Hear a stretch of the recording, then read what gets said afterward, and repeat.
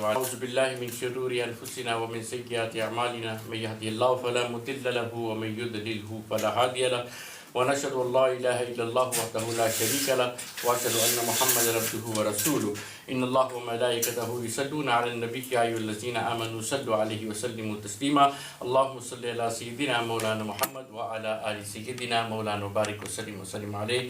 My brothers in Islam, Assalamu alaikum wa rahmatullahi wa barakatuhu.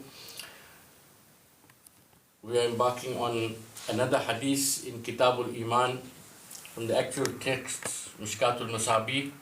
May Allah subhanahu wa ta'ala grant us the hidayah to understand those words and those things that happened in the time of my beloved Habib muhayyuddeen Mustafa sallallahu ta'ala alayhi wa sallam. This is another hadith where وعن معاذ قال كنت ردف النبي صلى الله عليه وسلم على الحمار ليس بيني وبينه مؤخرة الرحل. My brother Islam, this hadith is riwayat by a Jaleel al-Qadr Sahabi, Hazrat Muaz ibn Jabal radiallahu ta'ala anhu, very great Sahabi of his time. He was also present in every war from the time of Battle of Badr, in every ghazwa where Nabi alayhi salatu wasalam was present. At the time of Hazrat Umar Farooq radiallahu ta'ala, he was made a governor in Mulk Sham, and that is where he passed away at the age of 83 years old. And he is buried there in Mulk Sham itself. So he is saying, as Maz qala qultu, he says, I was Ridfan Nabi sallallahu alayhi wa behind our beloved Habib muhayyuddeen Mustafa sallallahu ta'ala alayhi wa sallam alal himare, on a donkey. Laysa bayni wa baynahu muakhiratul rahli. There was nothing in between me and Rasulullah sallallahu alaihi wasallam but a piece of plank. So I was sitting directly behind Nabi alayhi salatu wasallam on that donkey. فقال يا معاذ, Nabi alayhi salatu wasallam said, Ya Maaz, O Maaz, هل تدري ما حق الله على عباده وما حق عبادي على الله. So he says that Rasulullah sallallahu alaihi wasallam asked him, Hey Maaz, do you know what is the haqq for a banda, for a person, a human being on Allah? What is wajib on him to do for the sake of Allah? وَمَا حَقَّ الْإِبَادِ عَلَى اللَّهِ, and what is the haqq for Allah on his banda? قُلْتُ اللَّهُ وَرَسُولُهُ أَعْلَمُ. Hazrat Muaz ibn Jabal radiallahu ta'ala said, Allah and his Rasul Muhammadin Mustafa sallallahu alaihi wasallam knows best. أَعْلَمُ قَالَ فَإِنَّ حَقَّ اللَّهِ عَلَى الْعِبَادِ أَن يَعْبُدُوهُ وَلَا يُشْرِكُوا بِهِ شَيْئًا. Now what is wajib upon the banda itself, a human being, is that he, wajib upon him for Allah subhanahu wa ta'ala, he is to make ibadat of Allah subhanahu wa ta'ala solely for Allah subhanahu wa ta'ala himself. Not to show anyone that you're making ibadat or anything like that. Whatever ibadat you do it solely and for Allah subhanahu wa ta'ala only and nobody else. وَلَا يُشْرِكُوا بِهِ شَيْئًا, and do not associate Allah subhanahu wa ta'ala on any partners. From here you can see the Christians, the Jews, they all are excluded, because the Christians, they believe that Hazrat Isa alayhi salam was the son of God. And the Jews, they believe that Uzair alayhi salam was the son of God. Some of them even believe that Hazrat Isa alayhi salam was God himself. But all those people that believe like that, for sure, they are going to get azab from Allah subhanahu wa ta'ala, because that is showing that you are a kafir. A person, haq towards Allah subhanahu wa ta'ala, what is wajib upon him is to make ibadat for Allah subhanahu wa ta'ala only and solely for Allah subhanahu wa ta'ala.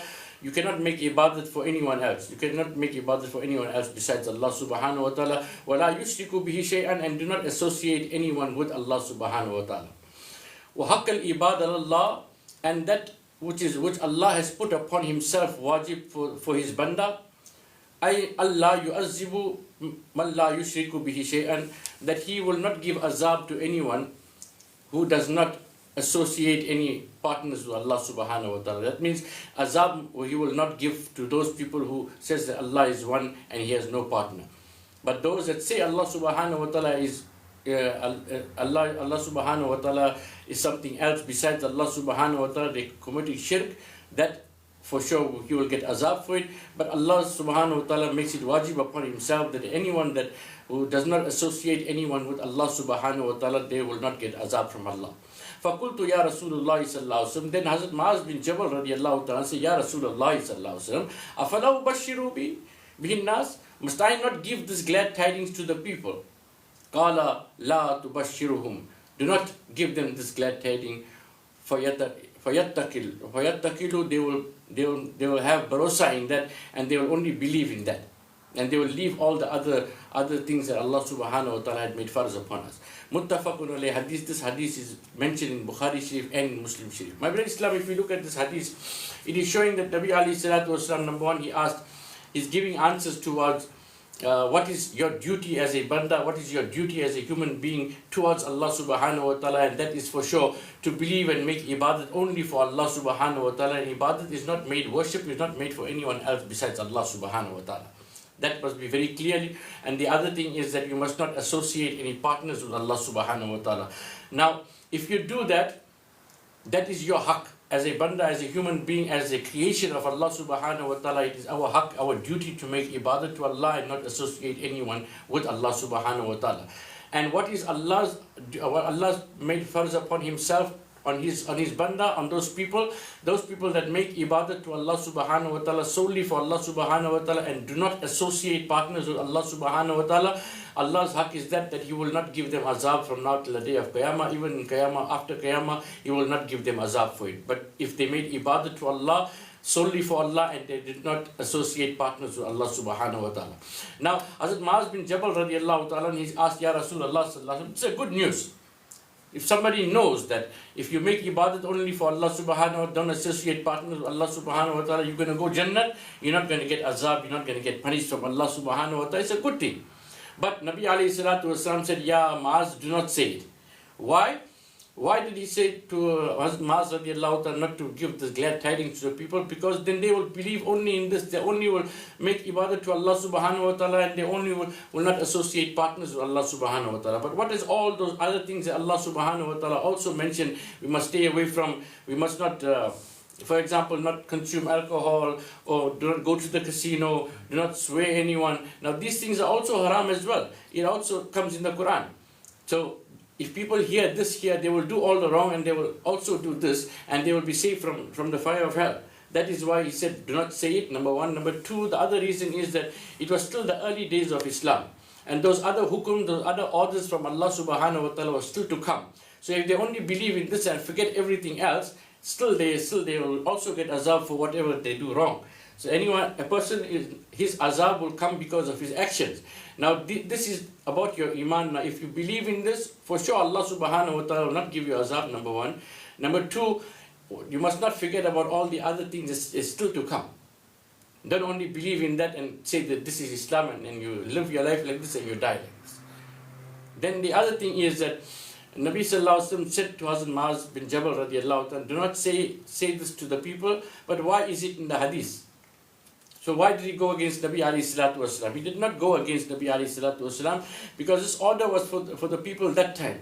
The people that's going to come after us, they will also have to learn each and every word that came out from Nabi sallallahu alaihi wasallam's mouth.